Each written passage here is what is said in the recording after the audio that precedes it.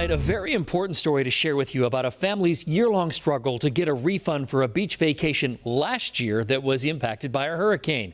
There's a very good lesson in the details here, one you might want to take note of before you plan a getaway in the next couple of months. Hurricane Isaias ripped up the Carolina coast, causing immense damage in fall of 2020. We've probably lost 120 foot of planking and rails and lighting. One of the hardest hit areas was Oak Island, North Carolina, a beloved vacation spot for people along the East Coast. Amy Bonnicum booked a rental for that week. Bad timing, you might say. Probably about a week and a half before we were supposed to go, they sent us an email saying that the island had been closed and the house that we were supposed to stay in was not safe to be in. So this was all storm related. This had nothing to do with COVID.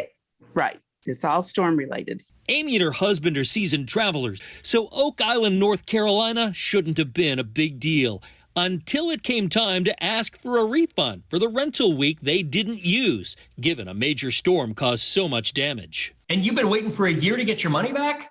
Well, we got a partial refund, but then they sent us another email saying that the $700 and some that we were not eligible for that because we didn't have insurance. Here's the problem. A mandatory evacuation order was in effect for the first part of that week.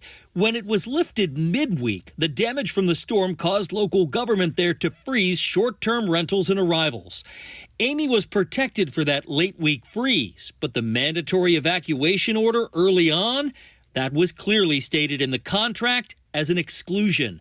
Karen Brake manages Margaret Rudd Property Management, where Amy was booked. So they were not refunded on the front end? Correct. They were not refunded on the front end. Had they had travel insurance, they could have filed with travel insurance and would have been refunded those costs. Trip insurance, had Amy accepted it, would have put that money back in her pocket. By the numbers, the insurance would have cost $103 for that week, giving Amy back her $737. So today, she'd be $634 ahead. A good lesson when booking every time, but especially in and around the peak of hurricane season. Still, though, some like Amy see the insurance as an unnecessary expense. We've done 49 countries and we've never, ever, ever had trip insurance. And you've been fine the whole time? We've been fine. It's really a personal choice. It's a chance a lot of people take. This story is really about reading that contract thoroughly. I'm a big preacher of that, I know. Amy told me they probably wouldn't have taken the insurance anyway. You heard her say that.